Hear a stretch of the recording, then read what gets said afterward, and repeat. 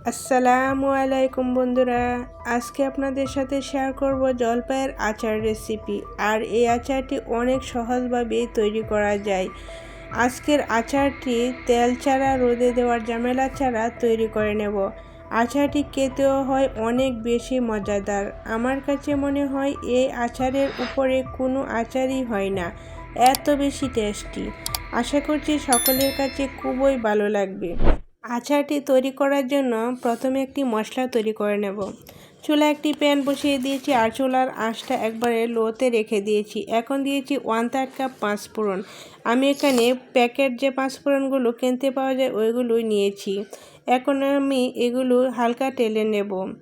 মশলাগুলো আমি টেলে নিয়েছি আর চুলা থেকে নামিয়ে নিয়েছি। মশলাটা যখন হালকা ঠান্ডা হয়ে যাবে তখনই আমি মশলাগুলো আদা ভাঙা করে গুঁড়া করে নেব, একবারে মিহি পাউডার করে নেব না। এখন আমি মশলাটা সাইড করে রেখে দিয়েছি। আর এদিক দিয়ে এখন আমি নিয়েছি 1 কেজি জলপাই। আর জলপাইয়ের বোঁটাগুলো ছাড়িয়ে তারপর খুব ভালো করে ধুয়ে এখন আমি জলপাইগুলো এরকম একটা নাইফের সাহায্যে কুচি করে নিচ্ছি। আপনারা হয়তো দেখে বুঝতে পেরেছেন আমি কিভাবে কুচি করে নিয়েছি। এখন এখানে দিয়ে দিচ্ছি 2 কাপ চিনি। এই জলপাইগুলো অনেক বেশি টক, সেজন্য আমি 2 কাপ চিনি ব্যবহার করছি। আপনারা আপনাদের পছন্দ মতো চিনি দিয়ে দিবেন। এখন আমি জলপাইয়ের সাথে চিনিটা খুব সুন্দর করে মিশিয়ে নিচ্ছি। চিনিটাও আমি খুব সুন্দর করে মিশিয়ে নিয়েছি। এখন দিয়ে দিচ্ছি 1/3 কাপ ভিনেগার।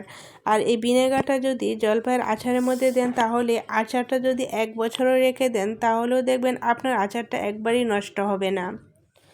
এখন দিয়ে দিচ্ছি 1/2 চা চামচ লবণ। লবণটা দিলেও দেখবেন আচারটা খেতে অনেক বেশি ভালো লাগে। এখন আমি কিছুক্ষণ নাড়াচাড়া করে চিনিটা গলিয়ে নিচ্ছি। আর চুলায় একটি প্যান বসিয়ে দিয়েছি আর সবগুলো জলপাই আমি প্যানের মধ্যে দিয়ে দিচ্ছি। এখনও সম্পূর্ণ চিনিটা গলে নাই। আর চুলার আঁচটা মিডিয়ামে রেখে দিয়েছি। আর এখন দিয়ে দিচ্ছি 2 টেবিল চামচ রসুন কুচি, দিয়ে দিচ্ছি 1 টেবিল চামচ মরিচের গুঁড়া, আর দিয়ে দিয়েছি 1 চা চামচ হলুদের গুঁড়া, 1 চা চামচ চিলি ফ্লেক্স, আর দিয়ে দিচ্ছি আমি যে মশলাটা তৈরি করে নিয়েছিলাম ওই মশলা থেকে 2 টেবিল চামচ মশলা দিয়ে দিয়েছি। এই মশলাটা অল্প মশলা দিয়ে তারপর বাকিটুকু লাস্ট পর্যায়ে দিয়ে দেব। এখন আমি সবগুলো উপকরণ খুব সুন্দর করে মিশিয়ে ঢাকনা দিয়ে ঢেকে চুলার আঁচটা বাড়িয়ে দিয়েছি। বলক আসা পর্যন্ত অপেক্ষা করব।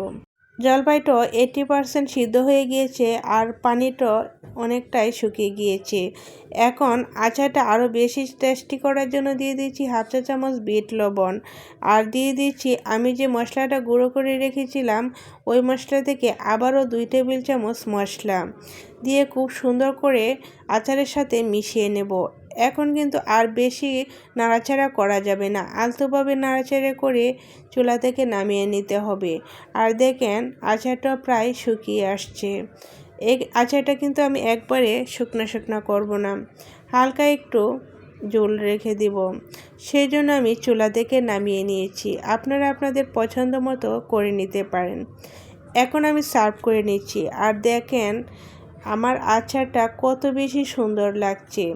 দেখতে যেরকম সুন্দর হয়েছে খেতেও কিন্তু অনেক বেশি মজার হয়েছে।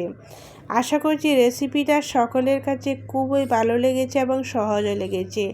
রেসিপিটা ভালো লেগে থাকলে একটা লাইক দিতে ভুলবেন না। আর আপনি যদি আমার চ্যানেলে নতুন হয়ে থাকেন তাহলে সাবস্ক্রাইব করে আমার চ্যানেলের পাশেই থাকবেন।